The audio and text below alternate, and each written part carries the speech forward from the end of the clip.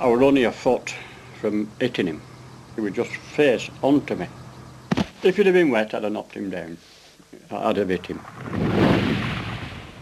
Well, I was just looking through the back window about 11:45 at night, I think it was, and I saw this young person standing between the garages. I thought it was a peeping Tom, because they were looking up at the window for quite a while. And then he walked slowly up the back, very slowly, and then he got into a car, a Fiesta, or a Nova or something like that, an old car, and then he drove off toward Blackburn Road. I was coming home, it was about 9:20. As soon as my car headlights hit him, he turned straight to the wall. You don't expect to see anybody so close to the houses, only the people that live there. There's no reason for anybody to be round the back.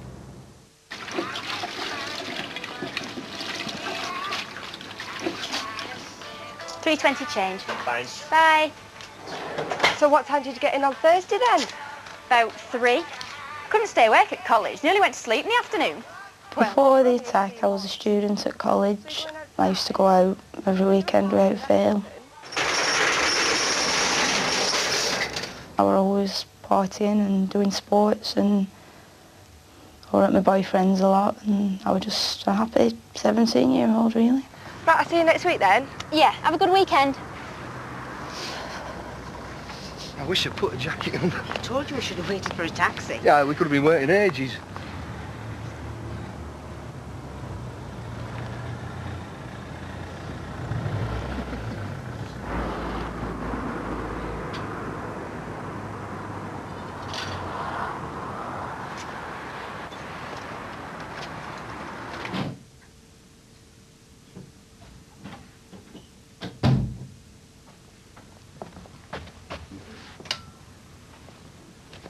Not far now.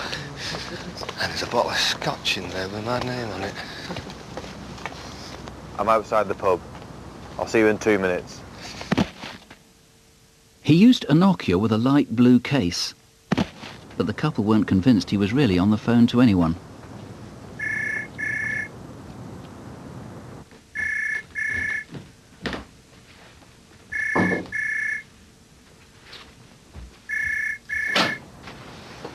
Hiya, I'm double glazing. Is your dad in? No, he's working, but he'll be back soon. Well, is your mum in then? Yeah, she's upstairs. We'll give her a call, will you? I want to speak with her. She's a bit busy at the minute. Well, can I come back later and speak to your mum and dad? It's a bit late. Can you call back tomorrow? Yeah? I'm not going to hurt you, but if you scream, I'll kill you. I've just watched you get changed from back. The intruder guessed the mother wasn't really in the house and raped the girl. I can't really go anywhere. I depend on everybody. I'm like a little child. I can't sleep on my own. I can't go upstairs on my own. If I get up at night to go to the toilet, I have to wake somebody up to come with me. I just feel like I can't do anything that I used to do. I can't ever imagine life being like it used to be. Neil, it's so distressing, but at least you've got EFITs, and not bad EFITs. No, we're pleased with the EFIT, Nick. We've shown it to the victim, and she says that there was a particular reaction from her. She was very pleased with the likeness of the offender. And you've got DNA too? We have, yes, and I would encourage anybody this evening to ring in if they have any suspicions about their partners, lovers, boyfriends, husbands. We've got the process to eliminate anybody through a quick, simple and painless process. And if they have got any suspicions, please ring in tonight. And let's point the other clues as well. He's got this small red car, at least he did on January the 19th. Yes, one of the witnesses saw a peeping Tom walk away from the back of the house, along a back alley, turned left to a red vehicle. He's quite sure it was a red vehicle. It was an old Fiesta or Nova type vehicle. This person got into the vehicle and drove away towards Blackburn Road. Now the profiler is anxious that this guy may do this again, may have done something like it in the past, may have been a peeping Tom in the past, but you don't have him on the sex offenders register. His DNA hasn't come up. No, he isn't, and I think the profiler was keen to stress that because the particular method that he used was a well-practiced deception. He may well have used that before the attack. What, saying he's a double glazing salesman? Yes, he may well have used it after the attack. It was pretty well practiced, and it may well be that people have thrown the door, slammed the door in his face, and it may well be that he's got intimate knowledge of the double glazing Thousands industry. of people will have met double glazing salesman at the door. You're saying only somebody who looks like this and who really aroused their suspicions? Yes, that's right. It may well be that if he's used that in the past, we would like to hear from them. Though not necessarily in this area, because of course he wasn't known in the village and he hasn't been seen since. No, we had 8 or 9 sightings of somebody at the back of the house, and it's quite interesting that we've not had a sighting since, and it may well be that the person was living in the area and has since left. He used the name Peter, probably not his real name, but again, of course, if he's really got some obsession he's playing out, some fantasy, he might well have used that name before. Yes, it could be an alias, it could be a significant name that he's used in his life, it could be his brother's, father's name. Okay. Saturday 19th of January, it's the Manchester United Blackburn Rovers match, if that helps stir memories. If you've got an idea who this is, it's easy to eliminate, as you've heard. Just give us a call. This is where the top detectives are tonight, or you can call any time on this one, the incident room, on 01 254 353 353. If you're sitting watching this in a pub, take a look around you, and then take a look at this man. 3 months ago, when he was out drinking, he did something so savage, it seems he must have done it before, and it's quite likely he'll do it again. It was a completely and totally unprovoked attack. A person like Malcolm doesn't deserve that to happen to them. Nobody deserves that to happen to them. The Penny Farthing's actually a brilliant pub to go into. It's a gay bar. It's fantastic atmosphere at all times. Never been in trouble since I've been here. Just a great pub to go into, basically. A friend of mine was actually doing a karaoke down there.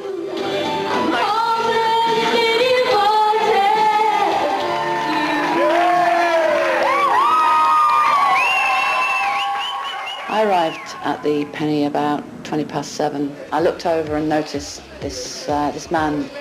I specifically noticed him because of the jumper he was wearing. It was a grey jumper with a grey and white Union Jack design on the front. At some point during the night, I think it was around about 9ish, 9:15, they asked me to dance. And I got up and I started dancing with him. But he got a bit too much. He was actually pushing too much and for it being quite forceful but not being hurtful. And I sat down. On the Penny in that evening, I went in first off with my housemates and 2 of our other friends who are local to the gay community around here. Let's sing then. Oh, go on. You did it yesterday, and it was go on, the Carly number. Okay, all right. Okay. Here we go. This will be fun. It was just a happy, relaxed atmosphere, and smiles on everybody's faces. The karaoke, just having a good old birthday drink and just doing what everybody does. I went up to the bar, introduced myself to Malcolm, who was beside me. He introduced me to himself. We got on really well. I thought he's a really funny guy, absolutely brilliant guy. We just started basically talking, basically having a laugh. It's there at the end or what? Where are you going after? And it was at that point that the chap with the jumper on, I noticed him get up quite, I don't know, deliberately. It just happened so quickly. A brush on my shoulder, turn around. And I heard this awful crack, and I wasn't looking at a punch, I was looking at results of somebody putting a grass in his face. In the chaos that resulted, he casually walked out into Hammersmith's King Street. Take a look at him again. Not a man you'd want to have a drink with. I had my hands against my face. I just remember the blood rushing down my fingers and through my hands and down onto my T-shirt. I seriously thought that was my life gone. And they had to operate on my eye because I was told there was still 2 or 3 splinters in the surface of my eye. I've got like 4 scars on my face and visually impaired in my right eye. Oh, what for? Nothing. In fact, you know, he's lost his job because he can't see properly. Who was that man? He had a husky Scottish accent and that distinctive Union Jack top, and he had a number 1 on the back. You know our number, it's on the screen. Call us. Quite a few calls coming in. Incidentally, I've just seen a couple coming in on Millie Dowler, the missing Surrey schoolgirl. I'll tell you a little more about that case in just a moment and show you some of her possessions. And incidentally, if you recognise these items, you may lead police to a violent sex offender. Also in a moment, the pretend postman who got in, but then couldn't get out. How do I get out of here? How do I open the gates? Press the button by the phone. And if you live in Huddersfield, maybe you can make sense of how a puncture led to a murder. But first, one case that might be a lot easier to solve than those ones. Here's the head of Sussex CID, Detective Chief Superintendent Jeremy Payne. Increased security around railway stations means we've been able to retrieve CCTV pictures which could solve an attack. A young woman was grabbed late at night outside King's Cross railway station in London, dragged into an alleyway and sexually assaulted. Now, although brief, these are clear pictures of the man they need to speak to. Who is he? 0500 600 600. Someone out there, hopefully he's watching now, is ready to shop a villain. But when he first rang the police, he wanted a reward. There wasn't one. Well, there is now, and whoever calls first can claim it. It was a normal Monday morning. I got up, put my dressing gown on, went straight into my office. I was on the phone to my friend. That was my morning until I was interrupted. Right, we'll go. Oh, hang on, there's somebody at the door. Hang on a minute, darling.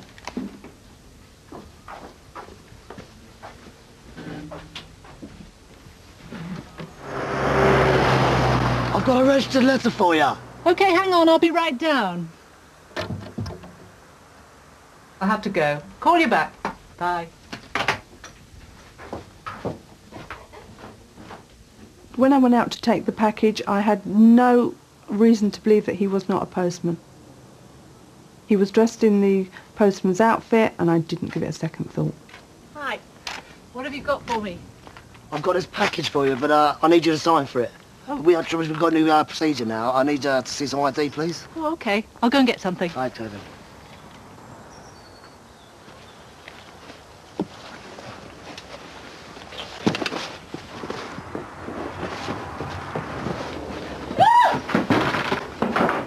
Get down there! When he came through the door, he was very motivated. He knew exactly what he was doing. Give me your hands. Look, I'm not going to hurt you. I'm not going to rape you, okay? As we progressed through what was happening, he was getting more and more panicky. Right, you. Sit there. Stay there. All right?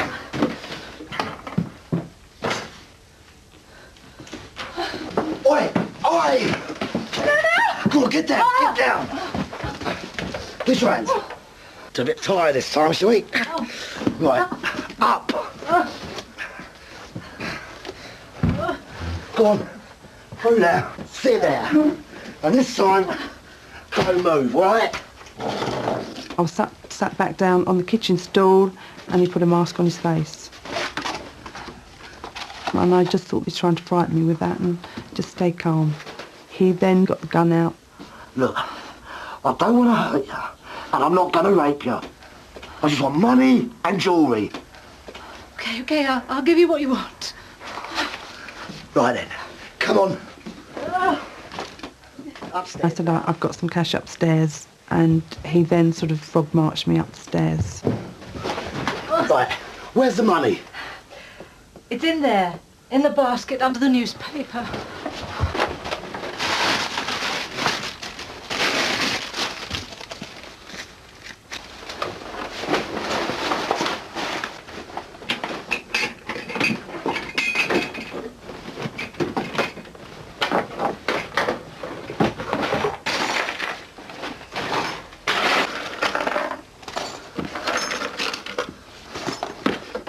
I could see that he was starting to get agitated and panicky. I want more jewellery. I had a cross and chain round my neck, which he ripped off. He ripped off a ring from my finger. Oh, no, please, not that one. That was my mother's. It's not worth very much, but it means a lot to me. Yeah, don't lay that one on me. Come on, there's got to be more money in this place. Come on, downstairs. You must have more stuff in this house. Antiques everywhere. He thought that we had lots of money and lots of jewellery at the house, which we don't have. John owes a lot of people a lot of money. He said that my husband owed people money, which isn't true, and it was like it was his excuse for doing what he was doing. Come on, let's go back upstairs. There must be some more up there. Right, get in there. Lie down there, face down. And don't try. There wasn't any chance for me at all while I was laying on the bed. At this stage, I did feel very, very vulnerable, so I sat myself up. At that point, I tried to hit the burglar alarm. He then hit me over the head with a gun. I want more money and more jewellery. I'm going to count to 3, right? 1. It's in the office. Right, come on then. Sit down there. Oh, my friends will be here in a minute. Now where's the money? Up there.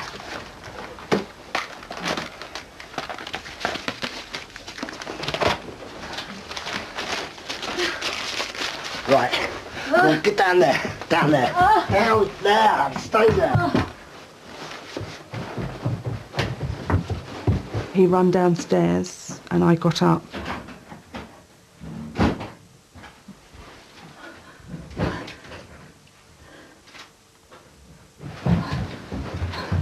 How do I get out of here? How do I open the gates? Press the button by the phone.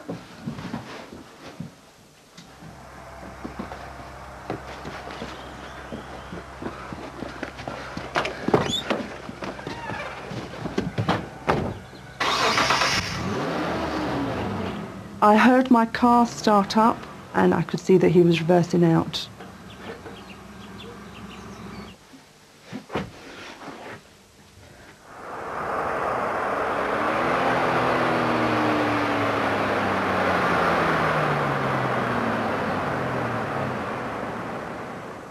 I think I'm quite a strong person and I just feel that this person won't get the better of me. He kept saying to me that you're being an awkward lady, and I just felt that I wanted to stand up to him.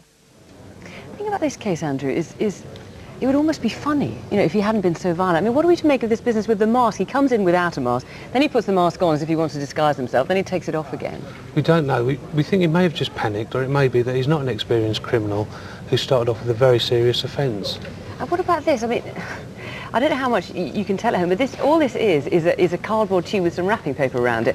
And he wanted to use this so much, he left it outside. He actually went out to get it and come back in the house again. What on earth was he thinking he was going to achieve with this? We have absolutely no idea. As you say, he went outside to get it, but he actually left it behind. And if anybody's seen this, or if anybody helped make it, please get in touch. Well, what do we know about him? We do know that he's very like the actor who played him in the reconstruction. The lady who was robbed said the robber was a little younger than the actor and not quite as heavily built. He has staining at the front of his teeth and obviously the very distinctive ponytail. Now, he didn't get away with that much. That's why he was so persistent in saying to them, well, you must have more money, you must have more jewellery. In terms of jewellery, he took one quite distinctive thing. There's this snake-type bracelet here, and it was a necklace, wasn't it, he took? That's right. That matches this? It's a matching set. The necklace is exactly the same, only larger. Where is that necklace? Has anybody given it to you as a present, perhaps? Okay. And then he tried to make a getaway. In fact, of course, then he very nearly didn't get away because he couldn't work out how to get out of the gates. But then he only went, what, a couple of hundred yards? He went 200 yards and abandoned the car in the car park of Haberdasher School. It was 10:45 on the 10th of September. That's the day before the terrorist attack at the World Trade Center. Did you see that car being abandoned? Did you see him making off in any other car? Okay, well, as I said before, there's someone who called in before but wasn't too keen to give any information because there wasn't a reward at the time. There is a reward now. It's a big reward, but if you want to call in, you better do so fast because the first person who calls in with the information will get the reward. The number's 0500 600 600, or you can call 01707 638 233. This is part of a profiler's report of the man at the centre of our next appeal. Listen to this. The level of violence in his methodology means that he's likely to offend again. He has probably graduated from small-time crime. His awareness of forensics means that these are unlikely to be his first sex crimes. He's likely to have a history of violence. His confidence indicates he has a bolt hole locally. We'll explain what we mean by locally in a moment. He's likely to be late 20s to early 30s. He's dominant and experienced. He may be a trophy keeper. He took a bag, purses, and a poetry book. He took me into the playground, and I was just thinking that it was really kind of macabre. It was really ironic that this kind of thing should be happening somewhere where, you know, children were meant to be happy. There have been 2 attacks in Greenbank Park, one in April 2001 and one in November 2001, both by the same man and both on young students who actually live in the area. The first victim was attacked on Sunday the 29th of April 2001. It was in the early hours of the morning, about 6 a.m. in the morning, and she dropped her keys alongside Greenbank Park. She stooped to pick them up, and as she did so, a jogger ran past her. Was he really a jogger? Or at 6:15 a.m. a year ago, was this the attacker? The second assault was late at night on a student who'd taken a black cab home with friends, but got out where they did because she didn't have the money to go on in the taxi alone. It should have been an easy 5-minute stroll. And just as she got to the gates opposite Lord's Hospital on Greenbank Road, a male attacked her from behind, dragged her into Greenbank Park and subjected her to a serious assault. I was just really scared, and because he was saying that if I made a noise he'd kill me. I was just sort of trying to remain calm. I just thought that he might be like taking me to some sort of horrible squat or something, and I was going to be sort of trapped somewhere, but he didn't. He led me to the lake. Because of where the attack took place, the man would have been very muddy. Were you surprised when someone came home wet and muddy around 3:15 a.m. one morning last November? I had a handbag. It was like pink and white psychedelic pattern, and it was my favourite bag. I had a poetry book in it. I said, I don't care if you take the bag, but could you leave my poetry book because it's very special, and haven't got them written anywhere else. These are really ghastly attacks. If he is a trophy keeper, he may well have kept these things. This is a replica of the poetry book that the victim pleaded with him, please don't take. It's of no value, but it's got my poems in it. She's made another one for us. She thinks this is pretty much identical. This handbag, this isn't the same material. She couldn't get the exact material, but this is very much like it. Have you seen anybody with this combination? Because if so, we would very much like to hear from you. 0500 600 600. Just tell you about some of the people that we have heard from so far tonight, at least some of the calls, on that attack on the guy in the gay pub in West London who lost his eye. We've had 2 names that the officers are really quite interested in that. And also then on the Great Harwood rape, not a huge number of calls, but one in particular has intrigued me. Somebody has said that the EFIT is an absolute dead ringer for somebody, and he's given a name, he's given an address, and he says he's confident that that's the guy. And in fact, on that Hammersmith attack, we've got another call here, quite a lot of calls coming in on that. On our next appeal, we've not much evidence to go on, to be honest. But sometimes these are the kinds of cases that we get our best results on. If you live in Huddersfield, maybe you can make sense of the very few clues there are. The victim was one of the founders of a garage that specialises in car electrics. His name was Brian Hardwick. Brian, he was a very loving, sensitive, hard-working. Yeah, all his friends thought a lot about him. He was a guy that he got on with his life and he let people get on with their lives. We joined a club which is every Friday called the Range Riders. Everybody gets dressed up in the Western gear. We just fell in love with the place, you know, and we've just been going ever since. So Brian said, that's it, a Western wedding for us, and that's what we had. They married on the 12th of May last year, but only had 6 months together as husband and wife. Brian had worked as an auto electrician at Huddersfield Car Electrical Services on Colne Road for the last 23 years. He was very hard-working, reliable, conscientious. Many a time if you offered him a drink of tea, he wouldn't have one. He just wanted to get on and solve the problem as quickly and as efficiently as he possibly could. But he was always the first here and the last away. So maybe that was why it happened. On a Wednesday night 5 months ago, Brian was alone in a garage when he was shot. There are 5 clues. Can you piece them together to come up with the killer?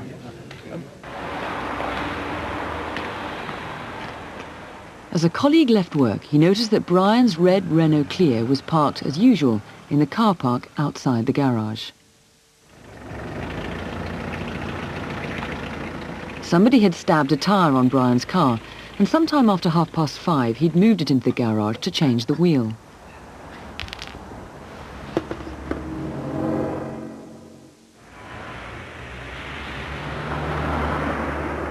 Two people need to be eliminated. A white man in his 20s with piercing eyes, average height but stocky. And a black man who may have been sheltering from the rain.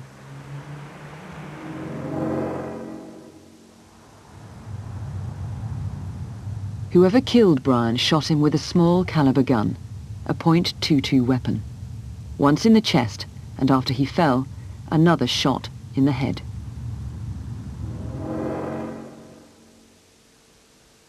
Several personal possessions were stolen, and maybe theft was the motive. Where's the other half of this? Brian put the one half round my neck and I put the other half round Brian's neck. I only wish I could have the other half back to put it together and then it would be complete. 2 wallets were stolen, though they didn't have much in them. And so was a bunch of keys.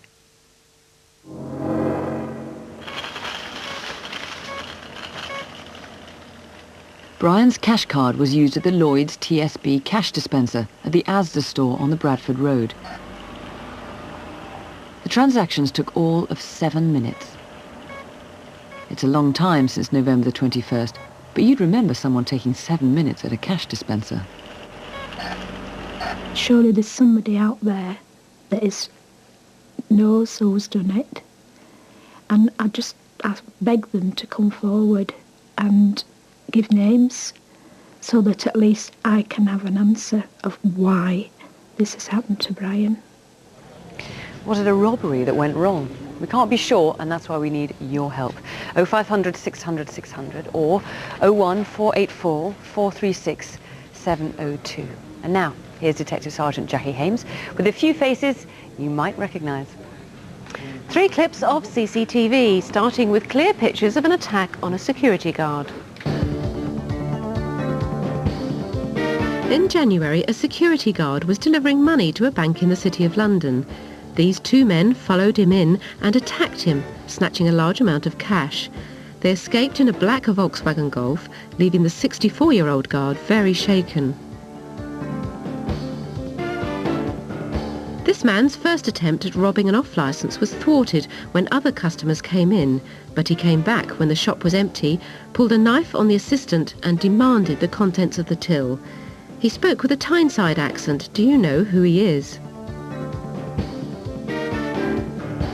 Last October, these 2 men got into an office building in Woking, Surrey.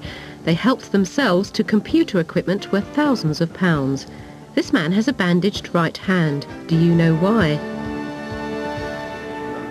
If you recognised any of these faces, call us now on 0500 600 600.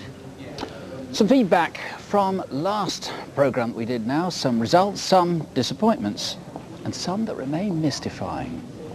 The biggest response by far was on Millie Dowler, the missing teenager, who was ruled out this morning as the body recovered from the River Thames. So her disappearance remains one of the most baffling cases in Britain. As you may have seen, detectives have taken over 3,000 calls, a big proportion of those from Crimewatch viewers, and the senior officer, Alan Sharp, says he's extremely grateful. The answer might be in there, he says, but to check thoroughly that vast number is going to take time. On the night, one viewer thought he'd found Millie's purse. It turned out not to be hers. So here is the most detailed look yet at her possessions. And let's start. The purse, here's a replica of it. Pretty distinctive, that. The Ace of Hearts, red zip down the front, white back. If you've seen that dumped anywhere, particularly anywhere near Walton-on-Thames in Surrey, please let us know. This is not distinctive. What we need for these other ones is if you found these in combination. First, this bracelet. There's a little elasticated red bracelet with these little beads on it. This Jansport backpack, identical to one that she had. Again, there are lots of these. Don't want to know about one of these dumped unless it's under very suspicious circumstances in the area. But if you found it with some of these other items, like, for example, her phone. This is a Nokia 3210. Now, actually, if it's found and is Millie's, you'll know it because not only silver on the front, blue on the back, but she had written in black marker pen her name on the back of it there. And then there's her uniform, of course. This is what she was wearing. She wasn't actually wearing the jumper at the time, but she was carrying it. Distinctive blue, white and black tie, and of course the very distinctive badge on the uniform. And these are her shoes, called pod shoes. It's perhaps improbable anybody will find those, but let's give it a go. And please, the police think it's just possible that young people in the area have thoughts, have suspicions, perhaps feel they're too trivial or don't feel quite that they can call the police. Do please, just pluck up the courage to do so. You can call us here, and I promise you calls aren't traced here to the studio, 0500 600 600, or you can call the incident room on 01372 471212. Please, no hoax calls. Last time that we did an appeal for Millie, 2 or 3 rather sick women rang up pretending to be her. Please don't do that. This is far too serious. But if there's anything you think you know, call us, call the incident room, or call Crime Stoppers on 0800 555 111. On other cases, Anthony Kitchener was wanted for sex offences against children. 4 viewers rang in with an address in Havant in Hampshire. Local police went round straight away and he was arrested soon after the programme came off the air. He's been charged and is awaiting trial. David Bright was another face we showed last month, wanted for indecent assault and deception. A call here to the studio led to an address in Hastings, and he too has been arrested and charged. Some progress on a murder we featured from back in 1990. Paul Stevens may have been killed by a partner or as a result of a homophobic attack. As a result of calls, detectives traced one of the key witnesses. But they think an even more important call came from the continent, a viewer called Tim. They make an open promise to deal with him with the utmost sensitivity. So please, Tim, if you want to do the right thing, please call back. We showed this artist's impression of a pregnant woman found murdered in a park in Kent. Though not as a result of Crimewatch, she's been identified as Sumia Cullinane, who came from Essex. 3 men have been charged in connection with her murder. Mohammed Nadil Abbas was wanted on charges of rioting, but after he was on Crimewatch, he went to his local police station and he's now awaiting trial. These 2 are still out there, Zahir Abbas Bashir and Mohammed Shakil. They're both wanted in connection with violent crimes at the time of the disturbances in Bradford. We're getting some really, really good information in that all the phone lines are busy. I've just been handed these 2 call sheets here. Remember the case of that man who pretended to be a postman and broke in to rob some money and some jewelry? We've got 2 people here who've rung up independently, both with the same name, so that's looking very promising indeed. And we've also a lot of different names on the Hammersmith glass attacks and very interesting calls on the Great Harwood rape. Coming up. A missed taxi. So who did meet Hugh Cameron? The mystery of how a night at the pub finished with a body in a river. Why does the man who could be Britain's most prolific sex offender only attack in the winter? And who's the mystery mule? A gullible or perhaps desperate woman who swallowed drugs to smuggle them and was found dead beside a motorway. First, some people caught on CCTV. An attempt was made to steal thousands of pounds from the account of someone who died. Cashiers at a bank in Benfleet, Essex became suspicious, and this man left just before the police arrived. And who's this in a bank in Leicestershire? He was in there at the same time that over £2,000 was withdrawn using a stolen credit card. Whoever he is, he may be able to help with the investigation. 0500 600 600. The troubles in Northern Ireland are what hit the headlines. But even with all that, believe it or not, it's one of the safest places in Europe. So what happened to Hugh Cameron?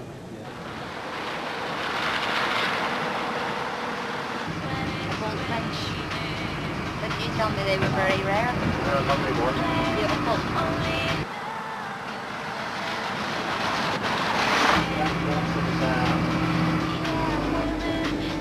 Marty, take a wee look down over there and see if that's what I think it is. I hope that's not what you think it is, really do. Hello, is that the Larne Police? We're here in Knockaboy Road. There's a body in the river. You went out on the 19th of October for an evening out. and he never returned. As the weeks went past, we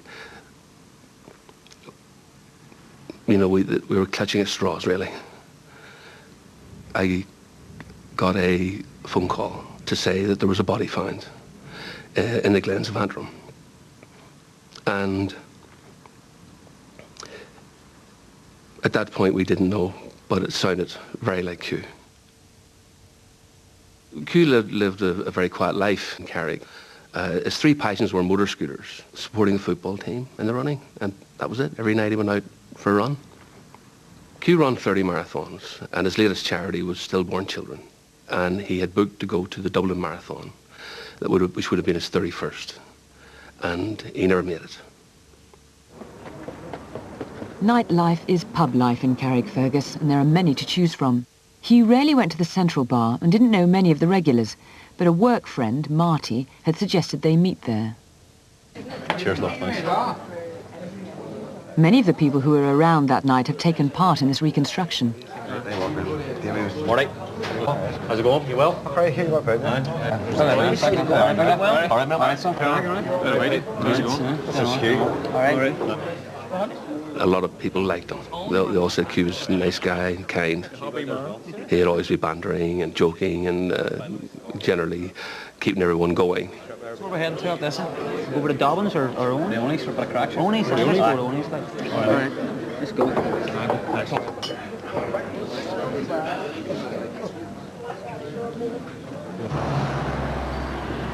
I'm gonna get a taxi up that Pheasant Bar, right? Why not come to us?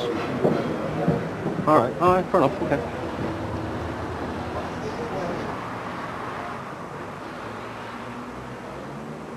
Come on, you, hurry up. I'm coming. Hugh drew a few pounds from a cash point in High Street. Then he and the others strode off to the Joymount Arms, a pub known locally as Owen's. Again, it's a bar Hugh didn't normally go to. Carlsberg. 4 pints of Carlsberg, pint of Guinness, please. Nice one, thank you. How long did you stay there for? 4 years. 4 years. Brilliant place. He did all his travelling. He came home to Ireland to settle down from Australia. And that was his goal, to settle down and have children. Hugh booked a taxi for later to take him home. There's Cameron. 12:30. No, what time do you close it? Close at 1. You close at 1, no, make it 1. Yeah. Where are you going to? Going to Henley. Nice. All right, cheers, Bill, thanks.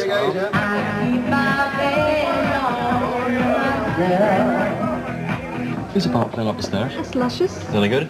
Yeah, they're all right. Huh? How much are your tickets? £3 each. I'll give us 2. Me and Marty will be well into that. Who's going up, man? You not going up, no? No, mate, I'm going to sit here and drink the Guinness.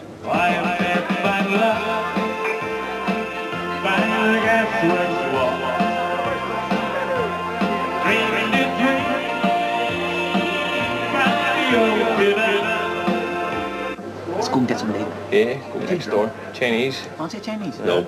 No, I mean, I'm gonna have my taxi booked for 1. So right. No problem, man. All right. Yeah, no problem. Sure, we'll see you again. Good to see you. And yourself. Yep. Yeah. Pleasure. Yep. Take it easy. All the best. All right. All right. Cheers, now. Bye. Bye-bye.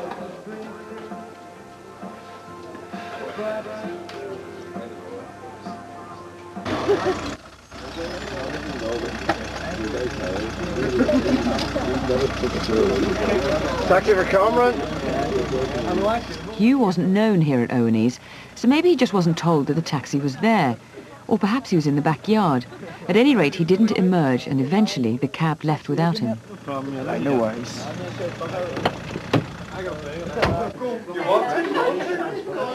Time now, please. Some of the people you're watching now were here at the Joymount Arms that night. But we need to trace the others, especially those in the backyard where people go to make mobile phone calls. Did anyone see Hugh? Or anyone with him? It looked like he was waiting for somebody. But maybe not. A few minutes later he was out at the front, and we don't know what happened after that. Did someone give him a lift? Where to? Did he upset someone? Why? Sometime after 4:30 in the morning he was stabbed, hit over the head and had his throat cut. The pathologist thought at least 2 killers were involved. There may be a clue in where he was dumped, most likely from the Capana Bridge, a remote spot on the Starbog Road. Every day I see a runner, I think of Q. I see him running along the road. I see a man on a motor scooter, I think of Q. When I hear anyone talking about marathons, I think of Q. And I didn't realise how much I cared for him. Well, Pat, given that this is Northern Ireland, one thing we didn't mention in the film is whether there's any paramilitary connection. He wasn't involved in anything like that, was he? There's no evidence whatsoever that that this was a paramilitary murder, or B, that Hugh Cameron was involved in paramilitary activity of any kind, or indeed drug dealing, drug usage, or criminality of any kind whatsoever. So what was the motive? 6 months into this inquiry, we do not know what the motive was. We don't know who killed Hugh Cameron, we don't know why they killed him, and we don't know where they killed him. What we do know is he came upon a brutal death.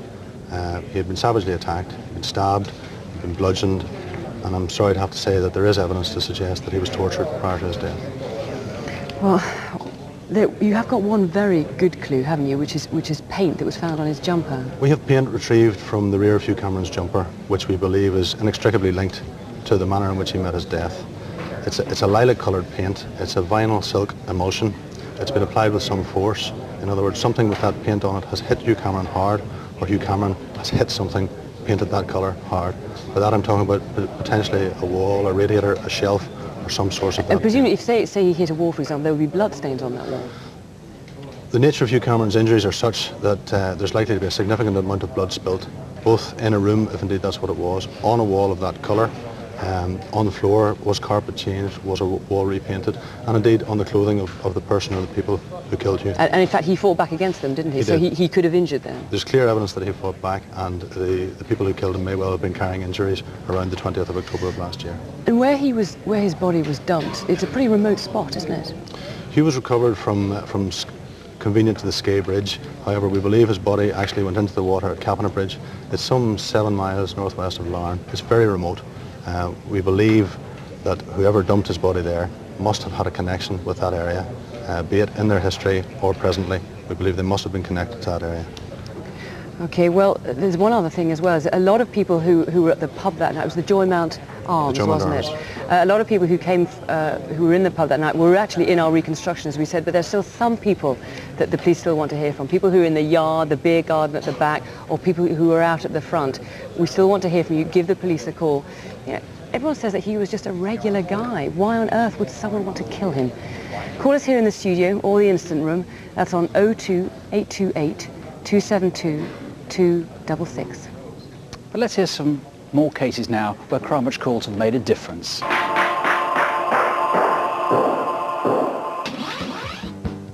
Police needed to speak to Luke Avery in connection with a stabbing. We showed his face last November. He knew he'd been on Crimewatch, so when he was stopped in a routine police check, he gave a false name. But police became suspicious and arrested him. He's been found guilty of wounding and has been sentenced to 9 months. This shady customer was wanted for an armed bank robbery in North London that we showed on Crimewatch last year.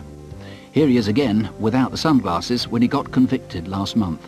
Thanks to the Crimewatch viewers who told us his name was Alan Weddup and he lived in Hayes in Middlesex. He was found guilty of robbery and was sentenced to 2 years. When elderly women are robbed and attacked, there's widespread revulsion. And when mugging becomes murder, there's outrage. So it's surprising that our next case didn't really make the headlines. This one's a year old, but in South London, kids are still covering up for their friends. And if any of them does the decent thing tonight and calls, he or she could earn a big reward. 21 years I've known Hilda. Since I lived there, I moved in 1981. Hilda was a very determined person. She went to see her husband Ted every day in the nursing home at Union Road. I used to walk round the paper shop and get Hilda a paper every day and deliver it to her by 8:30. And I went, had a cup of tea and a biscuit with Hilda, then I was left there by 9 o'clock. On Monday the 30th of April last year, Richard went with Hilda to the shops, but he came home while she stayed on to pick up some dry cleaning. And the next time I see Hilda, she was laying outside at the bottom of her stairs, injured.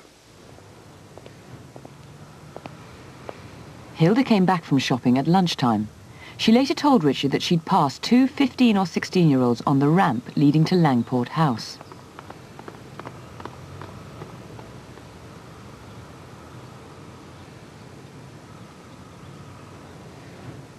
She said two black youths had attacked her at the top of the stairs and threw her down, and her head hit the bottom wall at the bottom of the stairs. Then they took her bag and whatever in the pockets, her bus pass and everything, and I didn't know it was Hilda until I got to her, and she said to me, "Why me? Why me, Richard?" I said, "I don't know." Hilda died on her 86th birthday at 6:30 in the evening. I went to the hospital at 10:30 in the morning, took some flowers and card. Her bag was dumped, but they stole a small amount of cash, her bus pass and her Tesco loyalty card. Let me tell you a little bit about Hilda. She lived in Brixton since 1939. She was a school dinner lady until well into her 60s. She didn't have any children of her own, but she doted on her nephews and nieces. Look, this is her with her great niece in this photo here. Do you know who killed her? The number's up there. Give us a call. Well, now our resident real-life detectives, Jeremy Payne and Jackie Hames. John and Thomas Connors, a father and son who failed to appear at court in Worksop in connection with the burglary on a home for the elderly. Now, they're originally from Ireland, but could now be anywhere, and they could be using other names. And these two are wanted in connection with a violent kidnapping last year, which lasted for 4 days. Now, you couldn't miss 22-year-old Fabian Fatanikin. He's 6'6" tall. And Lachlan Cabey, he's also 22, and they both come from North London. Have you seen this couple? Karen Hatt and Paul Smith are wanted over a series of thefts and deceptions. They've both held responsible positions in accounts departments, but now the companies want to speak to them about missing cheques. Although based in the northeast, they're known to travel all around the UK. If you're a pub landlord, you might want to take a close look at this man. Kevin Bell has been employed on several occasions as a barman, but then he mysteriously disappears. Strangely, so do some of the takings. He uses several aliases, but won't be able to lose the distinctive Maori-type tattoos on his upper arms and the Celtic band tattoo on his finger. We also want to talk to Stephen Todd about the large-scale distribution of cocaine within the UK and the mass production of illicit tablets. Now, he's looking harmless enough in this picture, but please don't approach him. Just call us, 0500 600 600. This next man could be one of Britain's most prolific sex offenders. West Midlands police have brought in a crime analyst to highlight patterns in his behaviour. See if you can identify him tonight. There was just no sound on them roads. And I don't know what come into my mind, but I knew something was going to happen to me that night. I could feel it in my bones. Walking to work and that's when I still worry about it. I just convince myself that everyone I see looks like him. I'm paranoid now. The green dots mark out the attacks.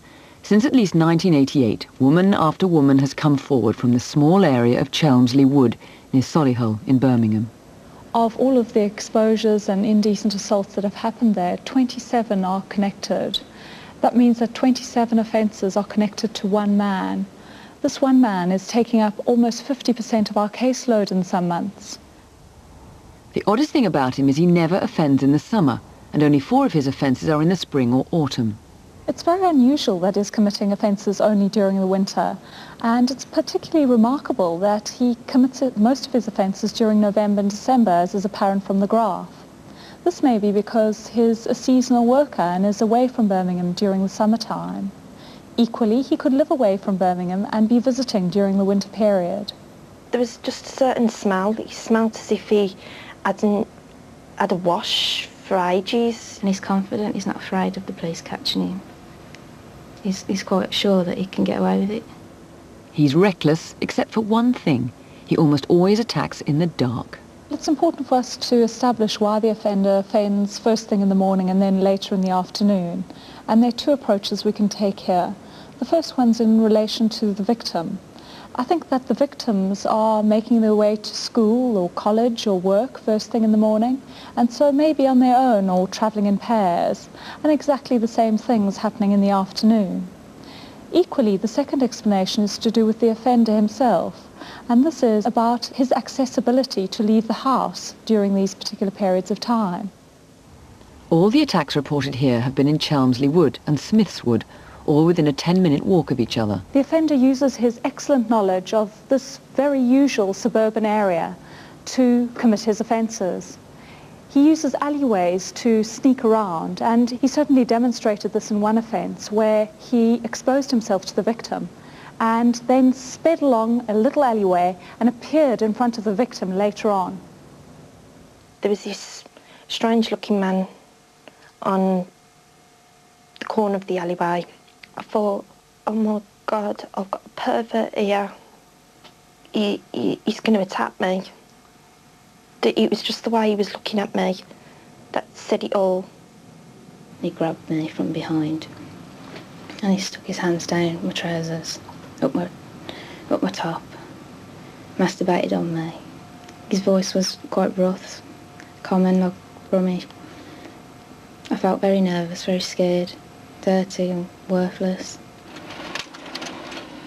4 women recalled enough to make e-fits, and they all look very similar. Though maybe his specs are a disguise. These 4 e-fits clearly show the way in which the victims perceive the offender. One of the things that's really noticeable is that one of the e-fits, the offender isn't wearing glasses. We need to ask ourselves the question here why that is. What we see is his offences in 1998, he's not wearing glasses. But when he starts offending again in the winter of 1999, he is wearing glasses. He also has, on occasion, used a knife while committing his offences, and this is particularly worrying. There's no reason for us to believe that he'll stop offending, and this is a concern both to the police and to the community. So the thing that we really know about this man is that he's got an excellent local knowledge. He can navigate the alleyways and the streets incredibly well. He wears a hooded jacket that he pulls around his face. He's got large glasses that cover a large part of his face. He also has a deep, gruff voice. In my mind I thought, I'm going to be raped, I'm going to be killed. I could be both. I thought I'd never see my son again. I think if you saw him, you know, you might be aware because he just looked the typical pervert stereotype. There's a part of me that does feel sorry for him because I don't know what's gone on in his background or what's happened to him. But he just needs help. He really needs help. I'm sure he does, but first he needs to be caught.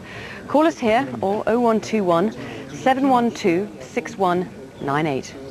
When you think about it, who'd be a drugs mule? The risks of swallowing bagfuls of cocaine is so well known that people have to be very stupid, pretty ignorant, or very desperate to do it. But this woman did. Her body was found by workmen at the side of the M45 in Northamptonshire. Chris Cross, tell us about her. Well, post-mortem examination reveals her to be a mother. She is 60 or over 60. She's 5 foot 3 inches tall. So quite short. She's quite short. She's 72 kilos. She's size 16, so she's slightly plumpish. She has gingerish hair extensions, and she's going grey at the front and the sides. And the hair extensions are hiding slightly a scar above her left eye. And I think that scar, together with a mole under her right nostril on her top lip, are fairly distinctive to somebody that will know her. They certainly are. She had 10 bags of cocaine inside her when she was found. Now, the other thing that's distinctive, I know a lot of her possessions had been sort of desperately taken off her before she was dumped because people were trying to disguise who she was. She'd been stripped of all, anything that might lead to her identification. Except this. Apart from that top. Now, tell us about this. I mean, this is a Tom Boker top. This would have cost 500-600 quid when new. Together with the skirt that style would have been sold with, would be over £600. And that style, the long style, sold with a skirt that only 10 of them ever sold. What, size 16? Size in 16, the world? In the world. So if you've got a size 16 one of these, ever had a size 16 one of these, we really need to know about it. Please give us a call here. Give us a call right away. 0500 600 600. We're getting a lot of interesting calls on the Millie Dowler case. One very good call of someone who thinks they may have found her purse. Now, if you remember, someone thought they may actually found her purse before, but this certainly, I've got it here, certainly does sound extremely promising. Getting a few crank calls on that too. As Nick said, it's such a serious case. If you really think you have valuable information, do give us a call. But otherwise, you're really just wasting the officer's time. We've only got several names now on the Great Harwood attack, several names of people who are said to fit the EFITs, in one case very, very profoundly indeed. We've got 2 reports of very, very similar MOs, people doing the same sort of thing.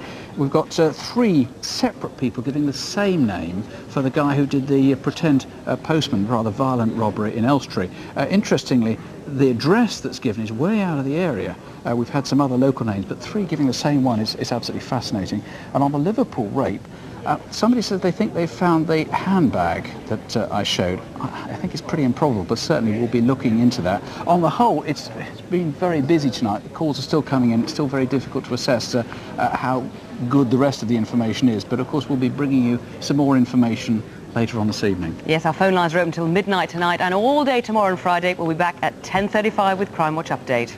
We've shown worse crimes tonight than most police officers encounter in a whole career. Do bear that in mind. And don't have nightmares, at least not on our account.